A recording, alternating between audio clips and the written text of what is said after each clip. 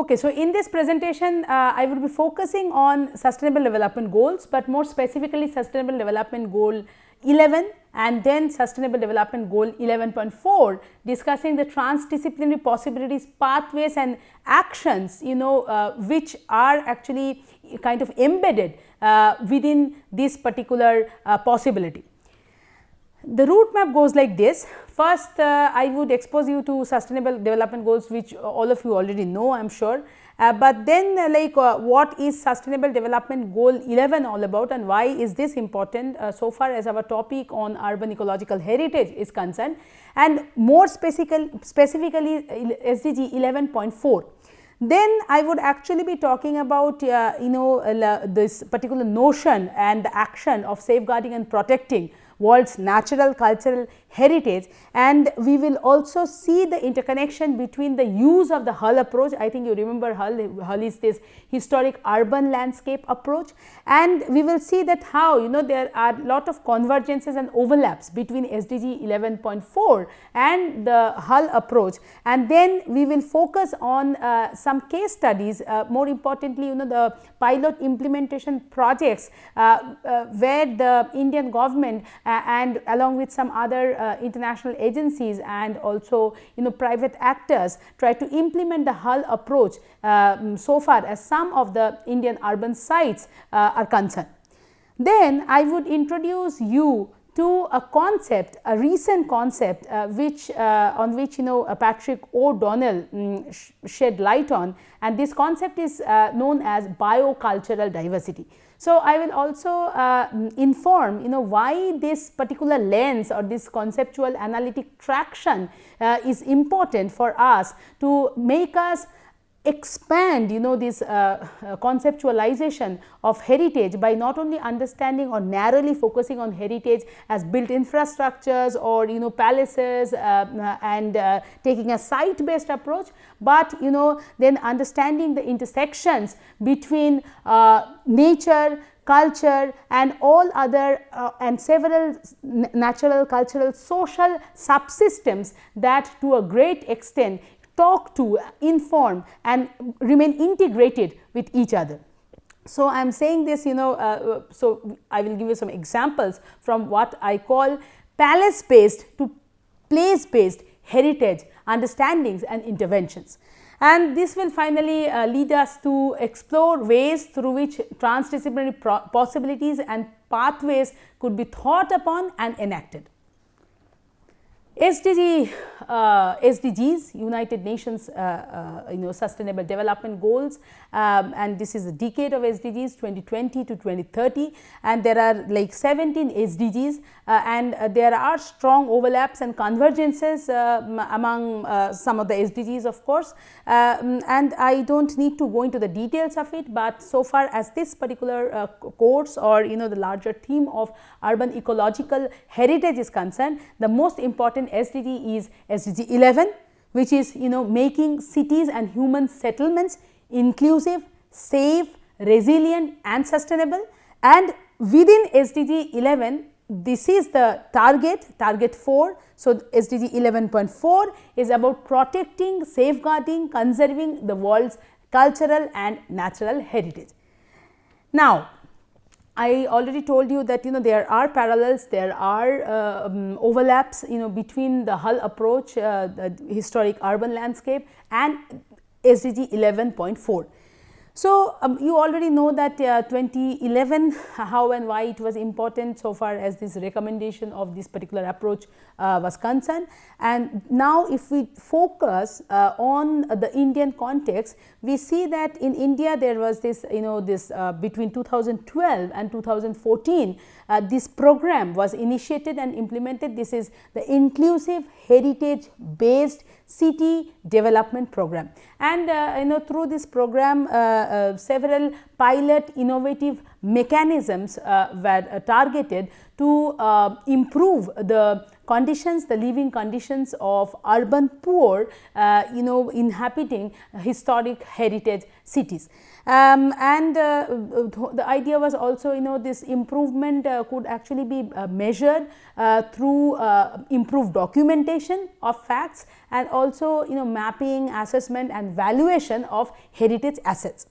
Then in the year 2015, Hriday was launched, and this Hriday scheme is all about heritage city development and augmentation yojana. So, which meant the upgradation and augmentation of infrastructure and infrastructural facilities to protect and retain urban identities. And what we see during this time is that several states they started coming up with their state heritage centers and heritage management plans, more inclusive, more sustainable heritage management plans, also by involving international agencies such as World Bank, and also under larger programs such as the Cities Alliance program and all, along with the collaboration of the Ministry of Housing and Urban Development, Government of India. So, these are so for example, the state of Rajasthan played a very important role in terms of the implementation of the Hull approach, and we see the names of these cities such as Jaipur, Jodhpur, Nagalwar, where the Hull approach was actually deployed. And apart from that, we also have Ajmer Pushkar from Rajasthan again, and then there is the northern city of Varanasi. Varanasi is already a very famous historic heritage city, and we also have this very renowned historic city of Hyderabad from the southern part of India. And the outputs of these programs really had been quite rich, because in terms of the we can see the outputs in terms of these vision documents which had been prepared, and the preparation of master plans, heritage committees, formation of heritage committees, and also the preparation of what is known as DPR, or detailed project reports. And one can get really lot of information about how planning, management and execution of various components had taken place to facilitate, to advance this idea of managing these cities by kind of reviving, renewing, revitalizing and rejuvenating them. So, some pictures from Ajmer Pushkar and also Jaipur, some snippets from Rajasthan, again very it is a very rich historic and heritage state of India, where we see which really kind of manifests rich tangible and intangible heritage assets. So, for example, Rajasthan, Ajmer Pushkar, in particular Jaipur, again these cities and these sites are quite famous in terms of hosting these palaces, palatial buildings, havelis, forts, very important historic buildings such as the Jantar Mantar or Hawa Mahal, and then Pushkar is famous for its Pushkar Camel Festival or Camel Fair, and then the state of Jaipur again famous for blue pottery, block painting, fabrics, and also Rajasthani or Jaipur cuisine. So, what we see is that how several agencies, most importantly we can actually think about the collaboration between UNESCO and the Department of Tourism state of Rajasthan to also identify and come up with new heritage tourist destinations within the state of Rajasthan to actually kind of infiltrate lot of momentum so far as this particular heritage state is concerned. So, we also have definitely Hyderabad. Hyderabad was Hyderabad was enlisted as a heritage city. It was included in the list of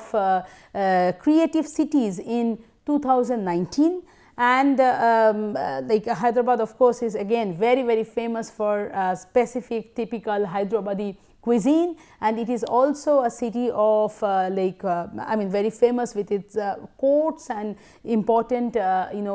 buildings and sites and clock towers, more importantly. And so there is again some collaborations between the Department of Tourism Telangana and some other agencies, including the UNESCO,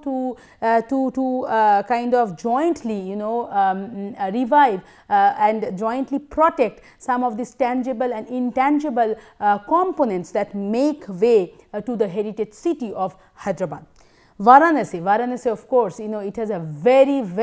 rich history, because it has a very long ancient history, because it is one of the ancient cities of India, of the subcontinent, which emerged on the banks of the river Ganga. It has almost 82 ghats, and it is famous for many things, for even for example Kumbh Mela, which is a conglomeration of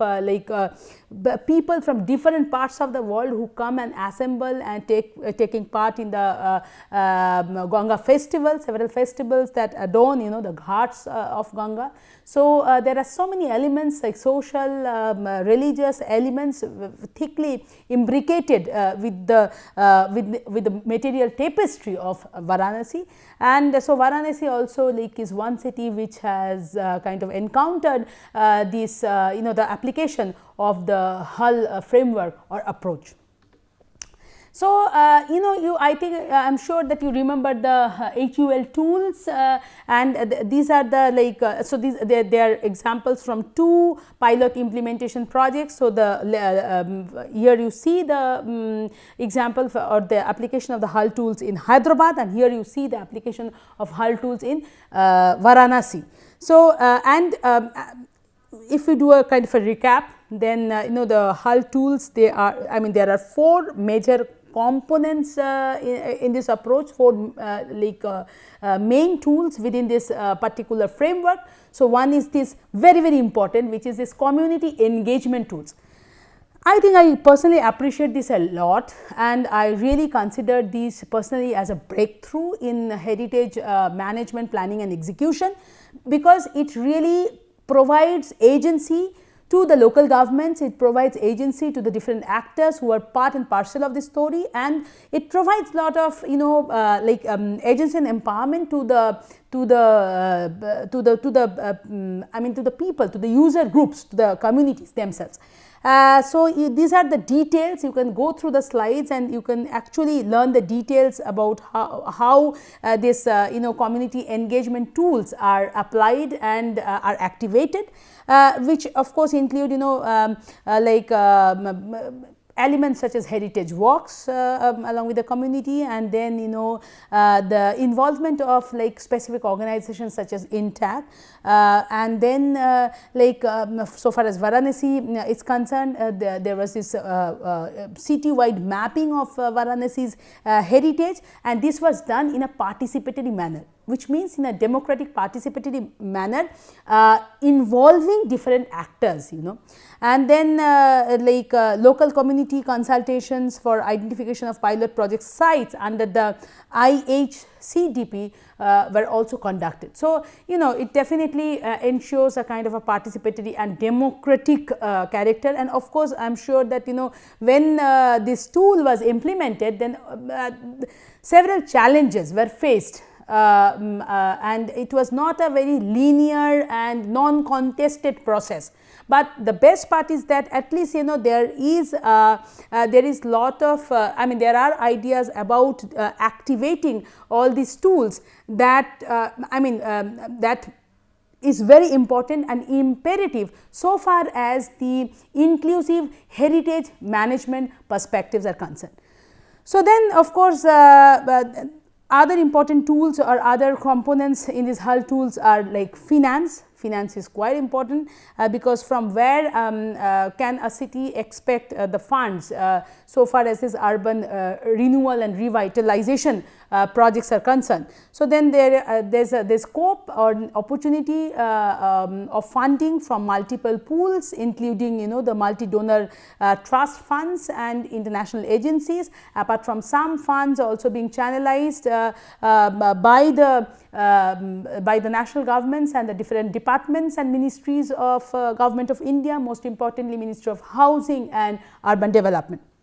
Then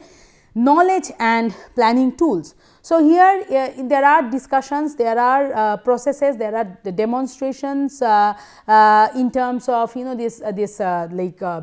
preparation and finalization of DPRs, detailed project reports, and then for Hyderabad we can see that how historic areas were identified as special area development projects to include urban design, heritage, ecological guidelines for overall area improvement. This is another breakthrough, the move from site specific planning and execution to area based heritage management. So, yes, then regulatory tools are also very important, because regulatory, for example, if you just take this example from Varanasi, this holy city of Kashi, preservation of cultural heritage bill was introduced in the upper house of the Indian Parliament. So, yes, there is a regulatory framework to manage all of it and to actually to practically implement these ideas into action. So, this is there, the holy city of Kashi bill was introduced in the upper house of the Parliament in 2019 to provide to make way for conservation, preservation and maintenance of cultural and natural heritage. So, if you combine all these tools, all these 4 components which are embedded in this whole approach, I think this itself is quite robust, inclusive and comprehensive. Okay. So, now that is why I am saying that there has been an expansion in the perception of heritage, right, from tangible to intangible, nature, culture, heritage and dependent economy. So, previously heritage only meant these palaces, the palatial buildings, but now heritage means people, community, livelihoods, their cultures, ritualistic practices, belief systems and what not. So, it is also about, hence it is also about engaging community and co-producing knowledge together.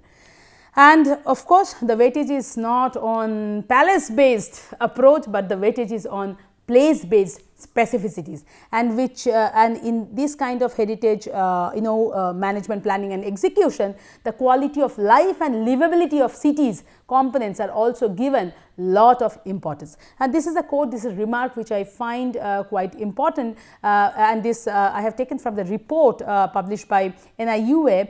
National Institute of Urban Affairs in 2022, where they say that historic buildings are no longer looked at in isolation, but are recognized as a part of an area and urban landscape. So, this is what I was trying to point out, that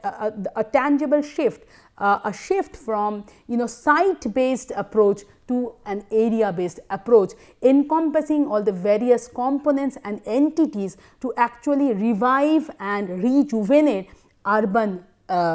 space or urban nature. Now, this is the very recent concept of biocultural diversity, and how all these different elements, natural habitats, tangible heritage, human shaped habitats, intangible heritage, all of them are interconnected with each other. Very interestingly, this particular decade that we are encountering now, so this, I mean, there is an overlap. So, on one hand, this is this United Nations decade on sustainable developments 2020 to 2030. So, the idea is to achieve most of the sustainable development goals by 2030. On the other hand, this is also the decade of United Nations ecological restoration 2021 to 2030, and I am sure and that this is actually not a coincidence, but lot of understandings and lot of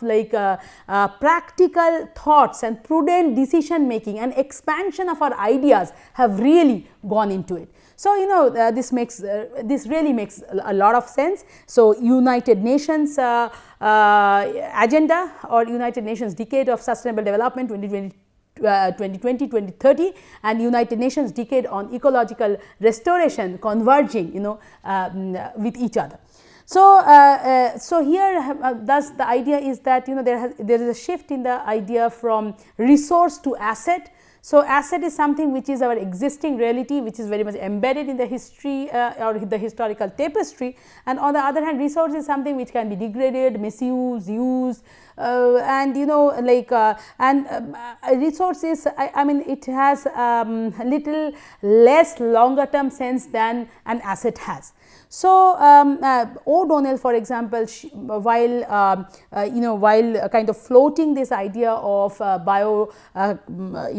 biological diversity and kind of combining biological diversity with cultural diversity, when she floated this idea of biocultural diversity, she actually tried to kind of focus or make us focus on the interconnections, the inextricable intricacies and interconnections between this cultural subsystem and ecological or biological subsystem. So, and she talks about Negi and she derives from Negi. So, deriving from Negi, she tried to kind of use or place this term biological diversity as a as something which really help us to understand the symbiotic relationship between all these things, like between habitats, cultures, ecosystems, cultural identities, religious rules, rituals, and how this relationship can be strengthened by a greater weightage on the intersections and the interconnections. This particular example, the restored Humayun tomb, again I have taken this example from O'Donnell's book chapter, which has recently come out just last year, end of last year, where she talks about how from the 1990s, the early 1990s, there were initiatives, there were like attempts to restore Humayun tomb in Delhi. But it was not only about the restoration of this particular structure or the built heritage, but also the entire complex, which is a complex of 27 hectare garden area, garden complex. So, it is not only about the revival of the structure, but also the revival or the renewal of the entire site and the complex. But the story is not limited to this, because the initiative also included the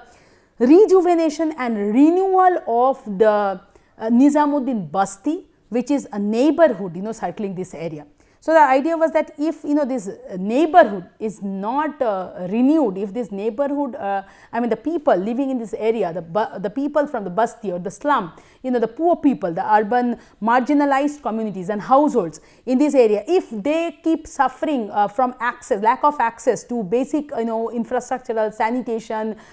utilities or urban facilities, then heritage preservation of this particular site will not have much sense, because it is also about feeling how do I say, like feeling pride about one's own inheritance. So, how can a particular site be revived if you do not take into consideration, or if you do not kind of design renewal plans for the entire area and the neighborhood and the community. So, it is a fascinating example of the of how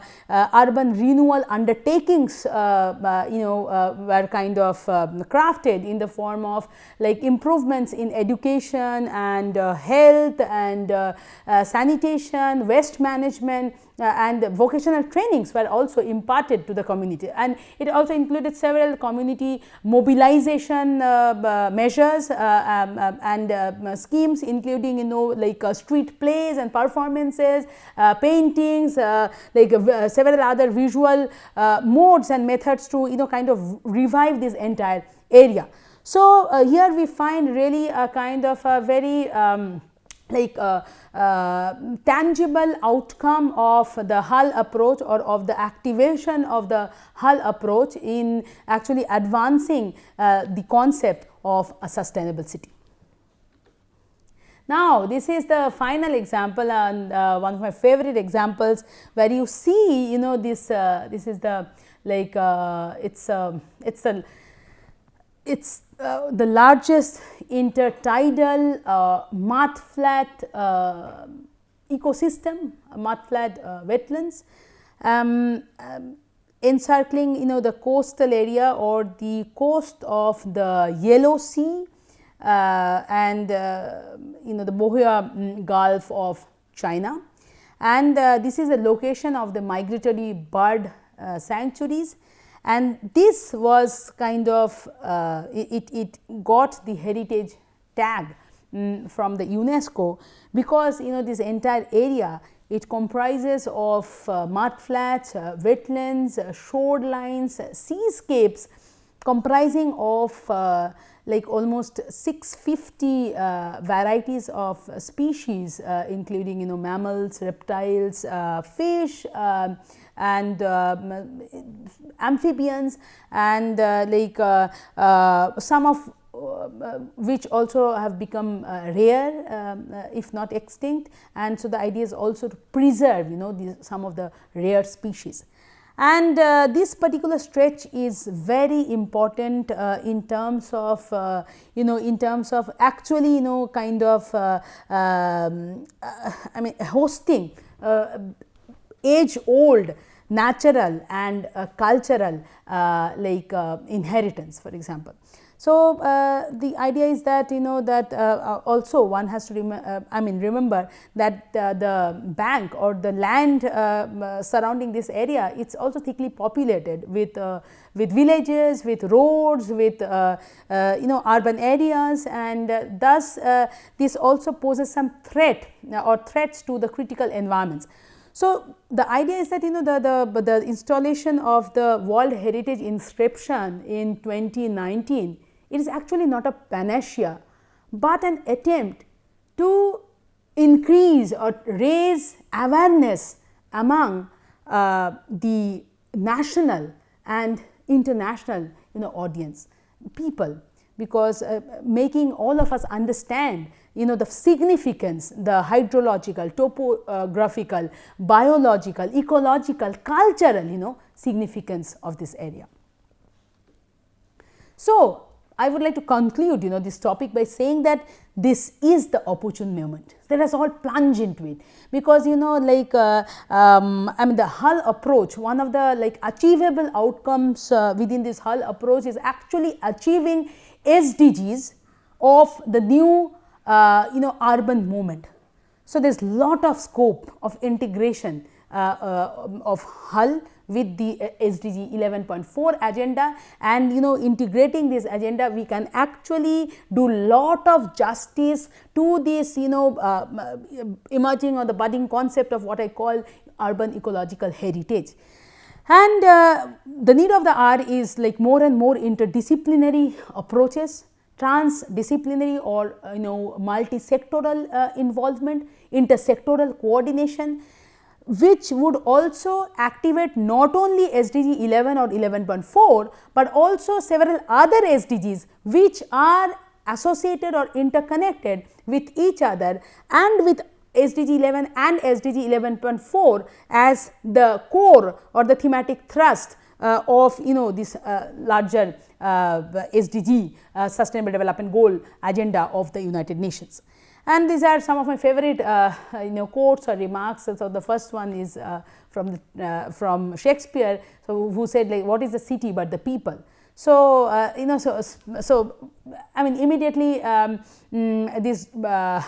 then draws or this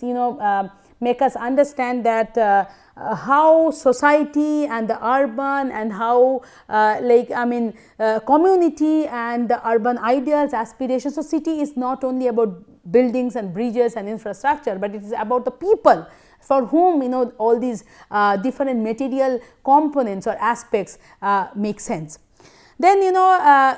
like this is from UNESCO 2016 report, which talks about like why sustainable options, about actually the sustainable options that balance the urban cores with their hinterland, a very very important idea that which immediately make us understand and think or rethink that what are cities. Like if we want to define cities,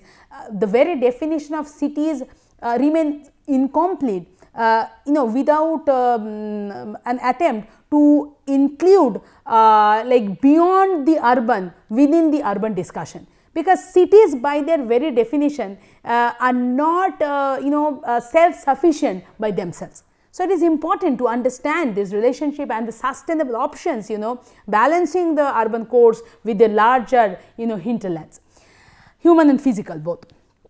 And thus, if like we are focusing on safeguarding natural cultural heritage, we are doing this to ensure continued dynamism of our cities, where the heritage of yesterday provides both the touchstones of our memory and the well springs of our imagination. These are some important references for this topic.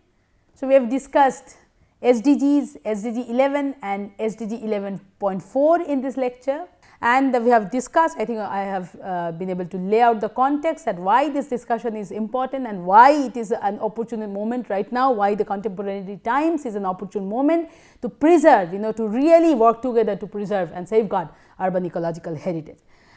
So, we have used examples from pilot implementation projects in some Indian cities along the deployment of HUL and collaboration of national programs with international agencies in activating these implementation programs and projects. We have also learned biocultural diversity as an analytic traction to expand ideas of heritage preservation, mainly again targeting intersections and overlaps between biological and cultural diversity is very very important. And finally, we have established why and how, again this is an opportune moment to activate the idea of urban ecological heritage through transdisciplinary involvements, engagements and actions. Thank you.